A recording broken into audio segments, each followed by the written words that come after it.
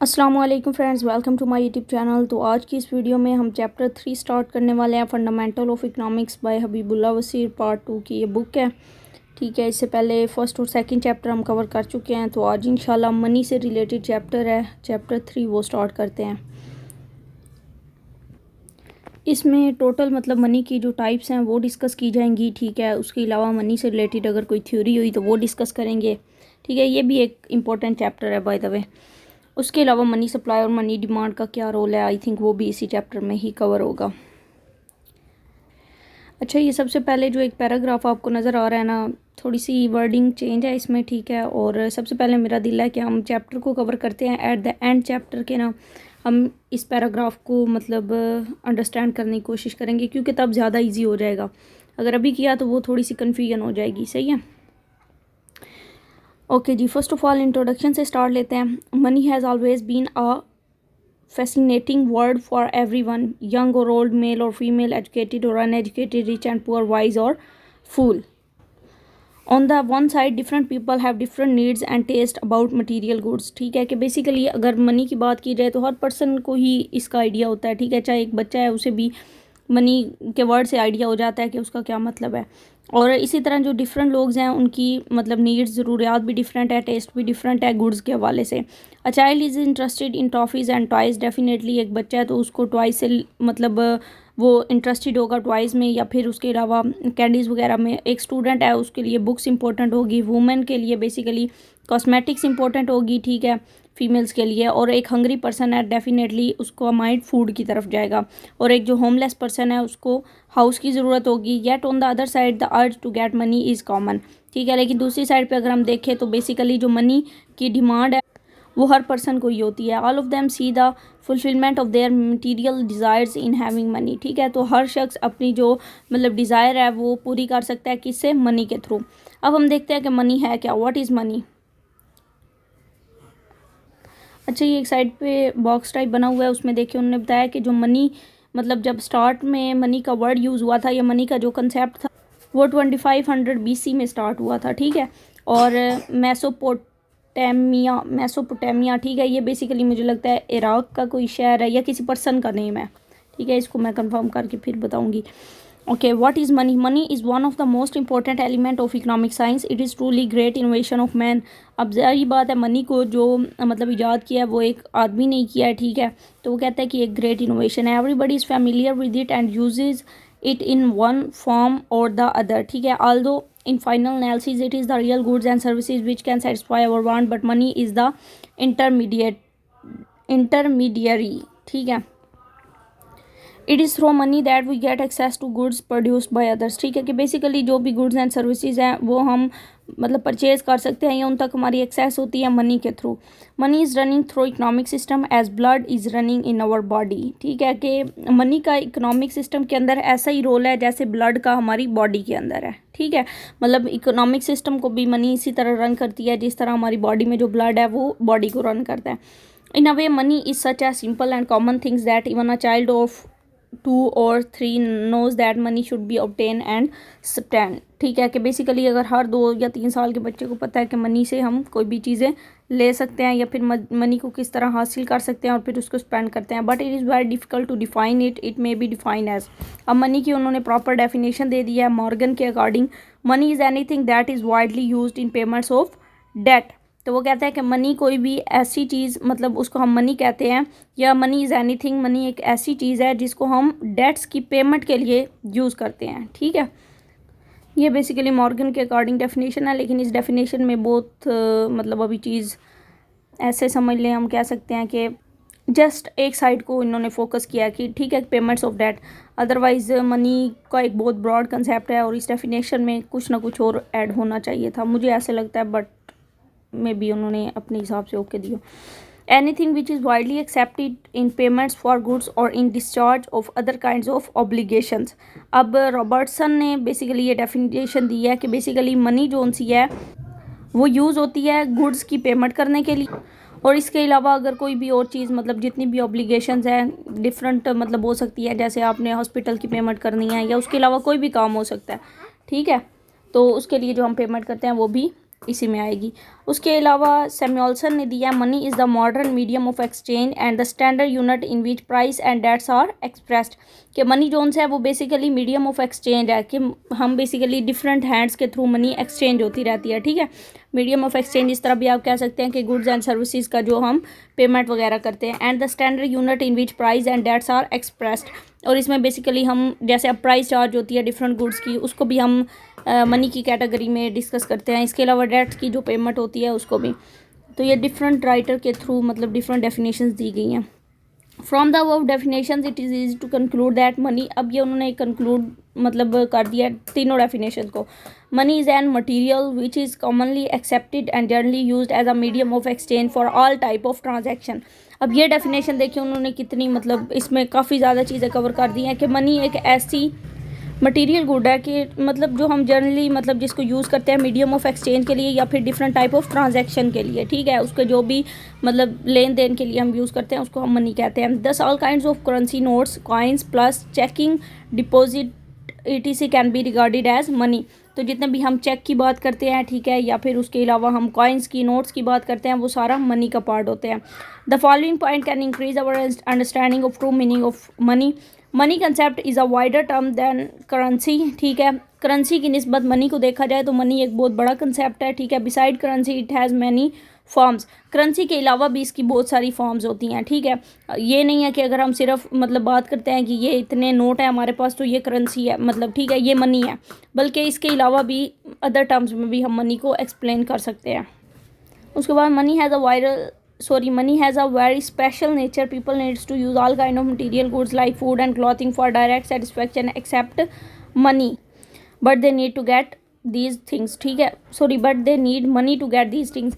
वो कहते हैं कि बेसिकली जितनी भी मटेरियल गुड्स हैं, ठीक है, जैसे फूड और क्लॉथिंग है, वो डायरेक्ट सेटिस्फैक्शन देते हैं पर्सन को, लेकिन उन सब तक जो एक्सेस है या उन सब तक रसाई मनी के थ्रू हम हासिल करते हैं।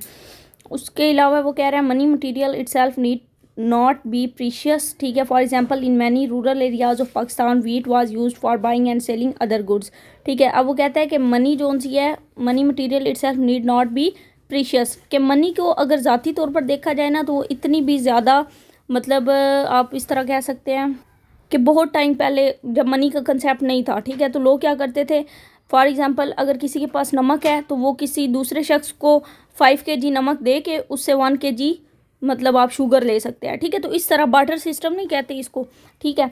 तो इस तरह लेन देन होता था। तो वो कहते हैं कि अभी भी मतलब रूरल एरियाज़ में देखा जाए पाकिस्तान के, तो वीट के थ्रू लोग चीज़ें सेल और परचेज़ कर रहे होते हैं। मुझे याद है अभी भी कि सम टाइम मतलब आज से तकरीबन 15-20 साल पहले जब गंदम की कटाई होती थी तो लोग मतलब हर घर में जाके गंदम को सेल कर रहे होते थे, ठीक है। कि फॉर एग्जांपल 1 kg अगर गंदम आप किसी को दे रहे हैं तो वो उसके बदले आपको या पैसे दे देगा या उसके बदले आपको कैंडीज़ दे देगा, ठीक है। तो ये इस तरह कंसेप्ट है। उसके बाद है money is not a consumer good. Money जो सी है वो कंज्यूमर गुड नहीं है। It can not be directly eaten although it can get all eatables, ठीक है। कि मनी कंज्यूमर गुड नहीं है, क्यों? क्योंकि मनी को डायरेक्ट मतलब खाया नहीं जाता, लेकिन यह है कि मनी से खाने वाली चीज़ें परचेज़ की जा सकती हैं। Money is not a capital good. Money एक कैपिटल गुड भी नहीं है जैसे मशीनरी, बिल्डिंग वगैरह। But if somebody saves and invest money then it become capital increase income of the investor. लेकिन यह है कि वो कैपिटल गुड तब बन जाती है जब मनी से हम कोई भी मशीनरी या बिल्डिंग परचेज़ करते हैं। मनी में consist of anything provided it assume general acceptability in buying and selling of goods. Money जो सी है वो बेसिकली एक ऐसी चीज़ है जिसको हम मतलब प्रोवाइड करते हैं और हम चीज़ों की खरीदो फरोख्त कर सकते हैं। Money essential functions have remained the same through ये क्या वर्ड है, centuries although the material used as money have been changing. आहिस्ता बोलो, ओके। उसके बाद मनी इसको दोबारा हम एक दफ़ा रीड कर लेते हैं। Money essential functions have remained the same through centuries, sorry मैंने पहले गलत वर्ड बोल दिया, centuries although the material used as money have been changing. कि बेसिकली अगर बात की जाए मनी की, तो मनी के जो स्टार्टिंग से जो रोल है ना मनी का, सॉरी वो रिकॉर्डिंग स्टॉप हो गई है इसलिए फिर इसको हम दोबारा एक दफ़ा देखते हैं। बेसिकली मनी का जो रोल है वो स्टार्ट से मतलब जो सेंचुरी से जब से मनी मतलब इन्वेंशन हुई है मनी की, ठीक है, तब से उसका रोल सेम चलता आ रहा है, ठीक है। वो जो भी फंक्शंस मनी ने सरंजाम देने होते हैं उससे हम वही डीलिंग कर रहे हैं, ठीक है। लेकिन यह है कि टाइम के साथ साथ मनी से जो चीज़ें हमने परचेज़ करनी होती है वो चेंज होती जा रही हैं, ठीक है, उनकी वैल्यूज़ चेंज होती जा रही हैं। तो ये बेसिकली मनी की इंपॉर्टेंस है, ये मनी के जो की पॉइंट्स है। और ये बॉक्स में मतलब बहुत मज़े की कोटेशन है, the poor and the middle class, the poor and the middle class work for money but the rich have money work for them, ठीक है। कि जो पुअर और मिडिल क्लास है वो बेसिकली मनी के लिए काम करती है, लेकिन जो रिच पर्सन है उसके पास मनी ऑलरेडी है और वो मनी उनके लिए काम करती है, ठीक है, वर्क फॉर देम। ओके जी, उसके बाद ये बार्टर सिस्टम आ गया। ये वही बात है जो ऊपर मैंने मतलब बार्टर सिस्टम की थी, लेकिन इसको चले हम देखते हैं अब। There was a time when money did not exist, ठीक है। वो टाइम जिस टाइम मतलब मनी एग्जिस्ट नहीं करती थी, मतलब अभी मनी का कंसेप्ट नहीं आया था। People use to exchange goods for goods, लोग क्या करते थे, जो चीज़ें उनके पास होती थी, गुड्स होती थी, उन्हीं से दूसरी गुड्स परचेज करते थे। वही बात होगी कि साल्ट दे के वो शुगर ले लेते थे। Such a system for exchange of goods without the use of money is called barter. तो ऐसा सिस्टम जिसमें मनी का यूज़ नहीं था लेकिन गुड्स के थ्रू एक्सचेंजिंग होती थी उसको हम बार्टर कहते हैं। The system could work only when the economy was very simple, people produce and used few goods. ये उस टाइम की बात है जब इकॉनमी बिल्कुल सिंपल होती थी और लोग थोड़ी सी चीज़ें प्रोड्यूस करते थे और यूज़ करते थे। अब तो वैरायटी डिफरेंट आ गई है। In rural areas of underdeveloped countries some transaction are still done through barter. लेकिन अगर अभी भी देखा जाए अंडर डेवलप्ड कंट्रीज़ में तो वहाँ पर अभी भी बार्टर सिस्टम जो है वो उसके थ्रू ट्रांजैक्शन होती हैं। Barter had many difficulties and problem as human civilization advanced, division of labor increased, human wants become diverse, economic system grew complex, it became very difficult and sometimes impossible to sell and buy goods through barter, ठीक है। तो वो कहते हैं कि barter system में कुछ difficulties भी हैं, प्रॉब्लम्स भी हैं, क्योंकि अब ह्यूमन सिविलाइजेशन का दौर है। उसके अलावा लेबर की डिवीजन इंक्रीज़ हो चुकी है, ह्यूमन वांट्स चेंज हो चुकी हैं, ठीक है, इकोनॉमिक सिस्टम कम्प्लेक्स हो चुका है, इसलिए अब बार्टर के थ्रू मतलब सेलिंग और परचेजिंग करना not a easy task. For example, in the absence of money, how could a college professor who can only teach get food, cloth, petrol, haircut, electricity? For example, वो कहते हैं कि अगर हम money का concept side पे कर दें और बार्टर सिस्टम की बात करें तो फॉर एग्जांपल अब कॉलेज का एक प्रोफेसर है, ठीक है, अब वो सर्विस टीचिंग की दे रहा है, तो क्या उसके बदले में उसे ये सारी चीज़ें मिलेंगी जिसमें फूड आ जाता है, क्लॉथ आ जाता है, पेट्रोल आ जाता है, हेयर कट, इलेक्ट्रिसिटी आ जाता है? कभी भी नहीं मिलेंगी, ठीक है। तो इसलिए मनी जो उनकी है वो एक बहुत इंपॉर्टेंट रोल प्ले कर रही है। Barter can not help him to exchange his lecture directly with goods, ठीक है। तो वो कहता है कि कभी भी बार्टर सिस्टम जो है वो उनका जो लेक्चर है उसको डायरेक्टली एक्सचेंज नहीं कर सकते गुड्स के साथ। In money economy he gets payment for his lecture in rupee which he use to get all needed goods like petrol and haircut. लेकिन जब से मनी इकॉनमी के अंदर आई है तब से मतलब या फिर उन्होंने एक एग्जांपल दे दिया कि अगर मनी को देखा जाए तो मनी के थ्रू वो अपने लेक्चर की जितनी भी पेमेंट है वो ले सकते हैं और उसके थ्रू फिर वो जो मर्जी चीज़ चाहें वो परचेज़ कर सकते हैं। अच्छा, आपको ना आज का लेक्चर ये थोड़ा थोड़ा डेफिनेटली मतलब प्रॉब्लम दे रहा होगा कि वो आवाज़ थोड़ी आड़ आड़ के निकल रही है, ठीक है। तो ये गला ख़राब है मेरा जिसकी वजह से मतलब थोड़ा इशू आ रहा है, तो इसको हमने मैनेज करना है, सही है। उसके अलावा है डिफ़िकल्टीज़ ऑफ बार्टर। ओके जी, lack of double coincidence of want, ठीक है। अब वो कहते हैं कि जो बार्टर सिस्टम था उसमें प्रॉब्लम्स क्या थी, ठीक है। सबसे पहली वो प्रॉब्लम क्या कह रहा है, लैक ऑफ डुएबल को इंसिडेंस ऑफ वांट। अब यहाँ पर इसको हम डिटेल में देखते हैं। Trade under barter requires doable को इंसिडेंस ऑफ वांट, ठीक है। Lack of this doable coincidence is the biggest convenience of barter system, so trade under barter remains limited. अब एग्जाम्पल को भी देख लेते हैं फिर इसको मैं आपको समझाती हूँ कि ये क्या कह रहे हैं। Let us see what double coincidence of wants means, ठीक है। सपोज अ पर्सन, अब वो डबल को इंसिडेंस वांट को मतलब एक्सप्लेन कर रहा है कि ये है क्या। Suppose a person want to sell some cloth for shoes, now he must find another person who possess shoes and he is willing to exchange these for cloth, ठीक है। अब देखिए वो क्या कह रहा है कि बेसिकली बार्टर सिस्टम में सबसे बड़ा मसला एक ये है कि वहाँ पर डुएबल को इंसिडेंस ऑफ वांट था। किस तरह था कि बेसिकली फॉर एग्जांपल आपके पास शूज़ है या आपके पास क्लॉथ है, आप कहते हैं कि मेरे क्लॉथ कोई ले ले और मुझे शूज़ दे दे, ठीक है। अब 100 बंदा आपके एरिया में रह रहा है, अब आपको नहीं पता कि कौन सा ऐसा पर्सन है जिसको मैं अपने कपड़े दे दूं तो वो उसके बदले में मुझे अपने शूज़ दे देगा, ठीक है। तो ऐसे बंदे को तलाश करना भी बहुत मुश्किल होता है, क्योंकि ज़ाहिर बात है अगले बंदे ने वो ही चीज़ एक्सचेंज करनी है जिसकी उसको भी ज़रूरत हो।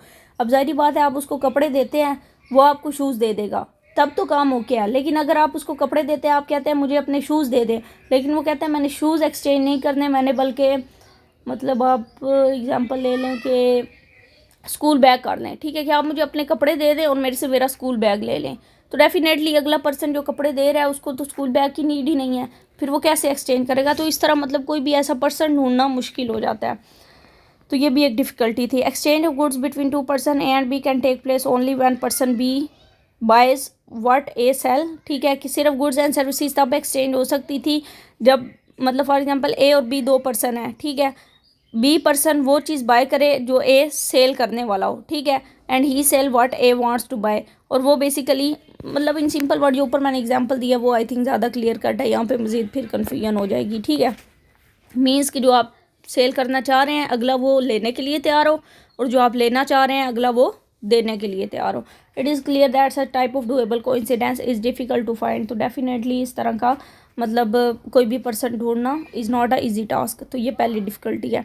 दूसरा हमारे पास है lack of common measure of value. In barter system, there is no common measure of valuation. Suppose two persons are ready to exchange goods, but how to determine the relative price of their goods? What quantity of one good be given in exchange for the other? The party which has a more urgent and strong desire will have to suffer by sacrificing a large quantity of his commodity, ठीक है। वो कहते हैं कि basically अब for example हमें कोई ऐसा पर्सन तो मिल गया जो हमारी चीज़ लेने के लिए भी तैयार हो और हमें अपनी चीज़ देने के लिए भी तैयार हो, लेकिन जाहिर बात है जो चीज़ आप दे रहे हैं वो मे भी क्वांटिटी में या क्वालिटी में बहुत अच्छी हो, लेकिन जो आपको चीज़ अगला पर्सन दे रहा है वो क्वांटिटी और क्वालिटी में उस लेवल की ना हो, ठीक है। तो डेफिनेटली उनकी जो वैल्यू मेजर करना है वो भी एक डिफ़िकल्टी है, ठीक है। कैसे हो सकता है कि आप अपनी गोल्ड की रिंग दे दें किसी दूसरे को और दूसरे से कहें कि आप मुझे अपना मतलब डायमंड की कोई भी चीज़ दे दें, ठीक है, ऐसा कभी भी पॉसिबल नहीं है, ठीक है। तो इसलिए वो कह रहे हैं कि अगर मतलब क्वालिटी और क्वांटिटी का भी इम्पोर्टेंस होती है, ठीक है, तो इसलिए lack of common measure of value का भी इशू आता है। This difficulty is faced in another way whenever and two parties make a deal each time they will have to settle the terms of exchange fresh. Okay जी, उसके बाद है indivisibility of goods. Many goods are not divisible. Sometimes this fact also become an obstacle in exchange. For example, a person possess a chair and want to get a pen, ठीक है, the value of chair is much more than one pen, ठीक है, वही बात जो ऊपर हमने की है, ठीक है। thus this problem how to divide the chair into small pieces। अब वही बात होगी कि फॉर एग्जांपल एक पर्सन है वो मतलब उसके पास चेयर है, वो कहता है मेरे से चेयर ले लो, मुझे अपना पेन दे दो, ठीक है, तो क्या ये मतलब सही डीलिंग होगी? डेफिनेटली नहीं होगी। क्यों? क्योंकि एक पेन की वैल्यू और एक चेयर की वैल्यू में बहुत ज़्यादा डिफरेंस है, ठीक है। तो इसलिए मतलब हम यूँ तो नहीं कह सकते ना कि अच्छा आप ये एक पेन ले लें, मुझे चेयर की जो मतलब हाफ पार्ट है वो आप मुझे दे दें, तो डेफिनेटली वो तो किसी काम की नहीं रहेगी। This difficulty is overcome by using money, ठीक है, लेकिन जब से मनी की इनोवेशन हुई है तो ये डिफ़िकल्टी कम हो गई है। He will still chair for rupees and then some of the other rupee will be use to buy pen, ठीक है, लेकिन जब से मनी आई है उससे क्या हो सकता है कि फॉर एग्जांपल वो शख्स मनी के थ्रू वो चेयर ले लेगा, ठीक है, और मनी अगले पर्सन के पास जाएगी। अब जो नेक्स्ट पर्सन होगा वो उस मनी के थ्रू पेन परचेज़ करे या कोई भी चीज़ इजीली परचेज़ कर सकता है। उसके बाद है difficulty in storing of value. अच्छा, इसमें और इस पॉइंट में मतलब जो डिफरेंस है ना वो जस्ट इसका है कि ऊपर वाले पॉइंट में प्राइस की बात की गई है, नीचे वाले में चेयर और पेन की एग्जांपल दे दिया, ठीक है। उसके बाद है difficulty is storing of value, difficulty is storing of value. Many a time people needs to store value, ठीक है। उसके अलावा for example wheat, however in the absence of money it will be difficult. Suppose a farmer produce surplus wheat. His income come from selling wheat. He desired to store a part of current income for his old age, but in the absence of money, it is impossible since he cannot store wheat for many years. Similar in the case with many other commodities. कि for example अब एक person है, ठीक है, अब वो wheat produce करता है, अब उसके पास सरप्लस में वीट है, मीन्स कि एक्स्ट्रा वीट प्रोड्यूस हो रही है। अब मतलब उस टाइम अगर मनी का कंसेप्ट नहीं है तो डेफिनेटली वो उस वीट को स्टोर नहीं कर सकता, ठीक है। क्यों नहीं कर सकता? क्योंकि आपको पता है कि वीट ज़्यादा टाइम के लिए स्टोर की जाए तो उस पर कोई कीड़ा वगैरह लग जाता है, ठीक है, तो वो काम की नहीं रहती। लेकिन ये है कि अगर मनी की इनोवेशन हो गई है, अब मनी के थ्रू देखा जाए तो बेसिकली लोग जो एक्स्ट्रा वीट है उसको सेल करके जो मनी होगी उसको सेविंग में रख सकते हैं ताकि फ्यूचर में यूज़ कर सके। लेकिन मनी के बगैर लोग मतलब कोई भी चीज़ ऐसे सेव नहीं कर सकते जो कि उनके फ्यूचर में काम आए। ठीक है, तो स्टोरिंग ऑफ वैल्यू का भी इशू है। Difficulty is borrowing and lending in barter economy. Borrowing and lending of goods is very difficult. For example, a person lend some quantity of wheat during a period of famine. Now, if the same quantity of wheat is returned during the time when wheat is abundance, naturally he will be a loser. अब वो कह रहा है कि basically एक person है, ठीक है, वो किसी को वीट मतलब उधार पे दे देता है, ठीक है, जब उसके पास मतलब कहत वगैरह है, ठीक है, वीट इतनी ज़्यादा नहीं है, और जो अगला पर्सन है वो बेसिकली उसको मतलब रिटर्न वीट कर देता है तब जब उसके पास बहुत ज़्यादा एक्स्ट्रा वीट होती है या वो कहत साली का टाइम गुजर चुका होता है। ठीक है, तो डेफिनेटली जिसने स्टार्ट में दिया होगा उसको तो मतलब लॉस ही हुआ होगा। ठीक है, क्यों? क्योंकि अब जाहिर बात है अब वेट ज़्यादा होगी या फिर उसकी डिमांड सप्लाई पे जो भी इफेक्ट आते हैं, ठीक है, इनडायरेक्टली या डायरेक्टली। तो इस तरह वो कह रहे हैं कि लैंडिंग और बोरिंग भी मतलब मनी के बगैर एक डिफ़िकल्टी है बार्टर सिस्टम में। उसके बाद difficulty in government tax and payment. If there is no money the government will have to collect tax in kind and pay its employees in the same form, but how absurd it would be that the state is receiving its share and paying salaries in the form of wheat, cloth and shoes, fruit and eggs. ठीक है, कि अब देखा जाए तो for example जब money नहीं है तो डेफिनेटली मतलब गवर्नमेंट किस तरह अपने जो टैक्स वगैरह हैं वो कलेक्ट करेगी, ठीक है, ये पे करेगी। ज़ाहिर बात है अगर मनी नहीं है तो मीन्स के मतलब जो अदर थिंग्स है जैसे वीट, क्लॉथ, शूज़, फ्रूट, ठीक है, लोग मतलब फिर टैक्स कैसे देंगे? अगर एक पर्सन के पास ज़्यादा सारे एग्स हैं तो क्या वो टैक्स के तौर पे गवर्नमेंट को एग्स देगा या फिर फ्रूट्स देगा, शूज़ देगा, क्लॉथ देगा, या किस तरह? ठीक है, तो इसलिए मनी का रोल इम्पोर्टेंट है टैक्स कलेक्शन में भी और पेमेंट्स में भी। उसके बाद है difficulty in transfer of wealth. This difficulty arise when someone intend to shift his wealth from one place to another. It is almost impossible to find a person in another city who can exchange his property against your in one city. ज़ाहिर बात है जब money नहीं होगी, money का concept ही नहीं होगा तो लोग किस तरह वेल्थ को ट्रांसफ़र करेंगे? फॉर एग्जांपल आपके पास सिंध में एक प्लॉट है, ठीक है, आप चाहते हैं कि मैं वो सेल करके, ठीक है, और पंजाब में एक प्लॉट ले लूँ, तो क्या कोई पर्सन ऐसा आपको मिलेगा जो कहेगा ठीक है मैं मतलब सिंध में प्लॉट ले लेता हूँ, आप पंजाब वाला मेरा प्लॉट ले ले? जबकि पंजाब में या सिंध में किसी भी जगह, चले सिंध की बात कर लेते हैं, वहाँ वैल्यू ज़्यादा है ज़मीन की, ठीक है, तो कभी भी ऐसा नहीं होगा कि सिंध का पर्सन ये चाहे कि मेरी ज़्यादा वैल्यू वाला प्लॉट मैं दे दूँ और कम वैल्यू वाला पंजाब से ले लूँ, या इसी तरह पंजाब वाला भी ये नहीं चाहेगा। ठीक है, तो इस तरह जो हमारे पास ट्रांसफ़र ऑफ वेल्थ है उसमें भी डिफ़िकल्टी का सामना करना पड़ता है। ठीक है, तो ये सारे डिफ़िकल्टीज़ है बार्टर सिस्टम की। ठीक है, उसके बाद हमारे पास है फंक्शंस ऑफ मनी।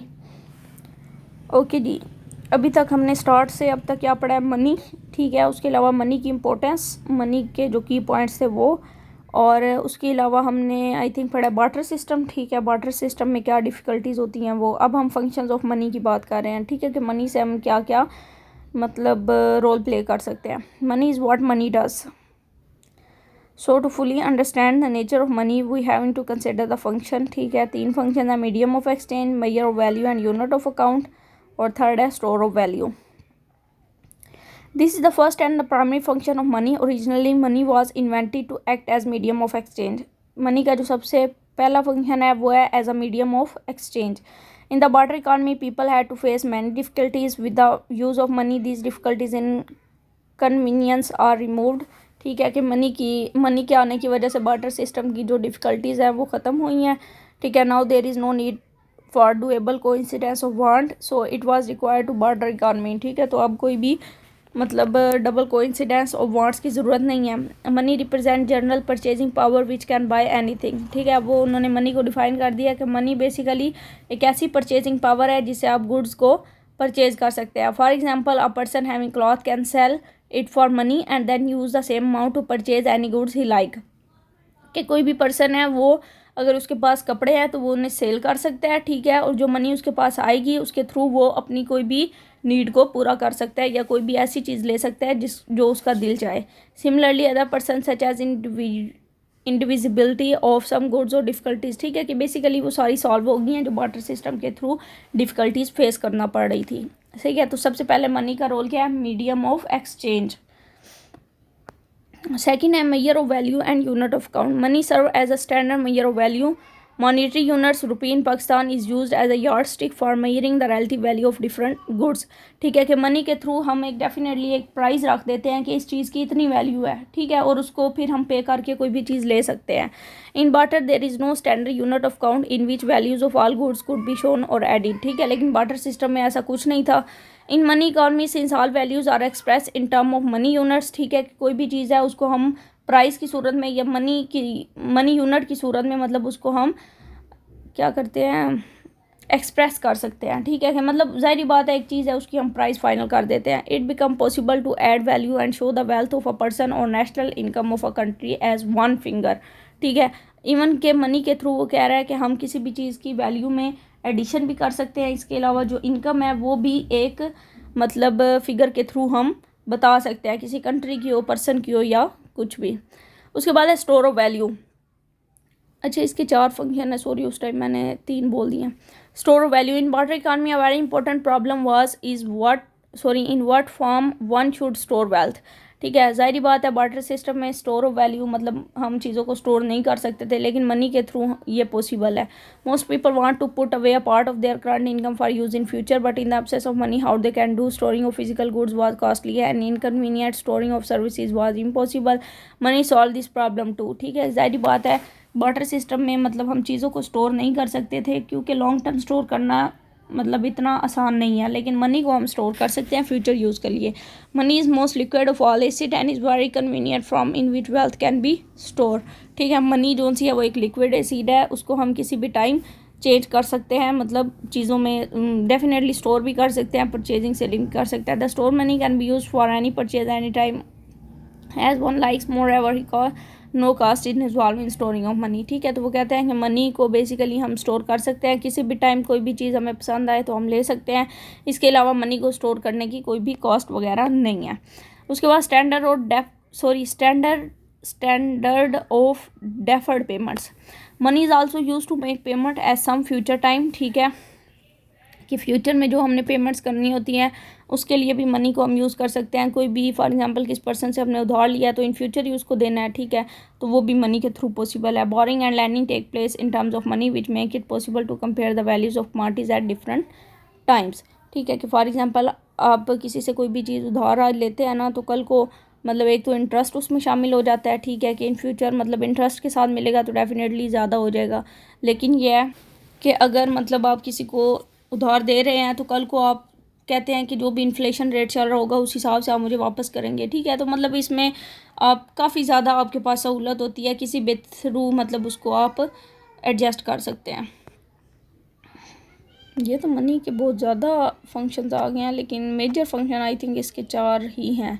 ठीक है, ये स्टैंडर्ड ऑफ डेफर्ड पेमेंट तक बाहर आगे भी देख लेते हैं। Means of transferring value, transfer value from one person to another is quick convenient with the help of money. A person will sell his movable immovable property as imply. ठीक है, कि वही बात है कि मनी के थ्रू हम basically जो हमारी प्रॉपर्टी है उसको हम एक जगह पे सेल करके दूसरी जगह पे कोई दूसरी प्रॉपर्टी ले सकते हैं। ठीक है, जबकि ऊपर बार्टर सिस्टम में ये हमने एक डिफ़िकल्टी पड़ी थी कि हम इस तरह नहीं कर सकते। मीडियम ऑफ गवर्नमेंट पेमेंट्स, तो गवर्नमेंट को टैक्स और फीस वगैरह की जो पेमेंट्स है वो भी हम कर सकते हैं। डेफिनेटली गवर्नमेंट जो सैलरीज पेंशन वगैरह देती है वो भी मनी की सूरत में देती है। उसके बाद डायनामिक फंक्शन है। Dynamic function of money have become very important in modern economies. ठीक है, उसके बाद these relates to the influence of money on level of price, consumption, production of goods, job opportunity, distribution of wealth. ठीक है, कि basically different functions ये भी हैं मनी के। ठीक है, कंजप्शन के लिए भी यूज़ होती है, प्राइसेस के हवाले से भी यूज़ होती है। ठीक है, जॉब अपॉर्चुनिटी सर्च करने के हवाले से, वेल्थ को डिस्ट्रीब्यूट करने के हवाले से। ठीक है, अब एग्जांपल दिया है, change in money supply in the country cause change in price level. ठीक है, कि मनी सप्लाई के चेंज होने से प्राइस लेवल भी चेंज हो जाता है। मनी सप्लाई है क्या कि गवर्नमेंट बेसिकली जब मार्केट के अंदर ज़्यादा मनी कर देती है उसको हम कहते हैं कि मनी सप्लाई बढ़ गई है। ठीक है, चाहे वो प्रिंटिंग के थ्रू करे, मतलब प्रिंट मनी के थ्रू करे, उधार लेके करे या किसी भी तरह, लेकिन जब वो मार्केट के अंदर मनी सप्लाई बढ़ती है तो प्राइस लेवल उससे इफेक्ट होता है। Which is turn deeply influence the economic activity, इससे इकोनॉमिक एक्टिविटी इफेक्ट होती है। Change in money supply effect rate of interest, money supply जब चेंज होती है तो इसका इफेक्ट इंटरेस्ट रेट पे भी पड़ता है। So if there is unemployment in the country and the business condition are not good, the government increase the money supply which lower rate of interest and encourage investment. कि जब market के अंदर basically unemployment ज़्यादा हो business condition goods ना हो, ठीक है, मतलब गुड ना हो, पुअर चल रही हो, तो मतलब गवर्नमेंट क्या करती है, मनी सप्लाई को बढ़ा देती है। मनी सप्लाई बढ़ेगी, रेट ऑफ इंटरेस्ट कम हो जाएगा। रेट ऑफ इंटरेस्ट क्यों कम होगा? क्योंकि लोगों के पास अब पैसा आ गया है, ठीक है, उससे रेट ऑफ इंटरेस्ट कम होगा, लोग इन्वेस्टमेंट ज़्यादा करेंगे, ठीक है। तो जब इन्वेस्टमेंट ज़्यादा करेंगी तो इससे इकॉनमी ग्रो करेगी। लेकिन दूसरी सूरत हाल देखें तो जैसे ही मनी सप्लाई बढ़ती है तो हमारे पास इन्फ्लेशन पे भी इफ़ेक्ट आता है, ठीक है। तो सम टाइम वो पॉजिटिव आता है, नेगेटिव आता है, ये बहुत डीपली बातें हैं, ये आगे जाके हम खैर डिस्कस करेंगे इनको, कि एक चीज़ के चेंज होने से हमारी पूरी इकॉनमी हिल के रह जाती है।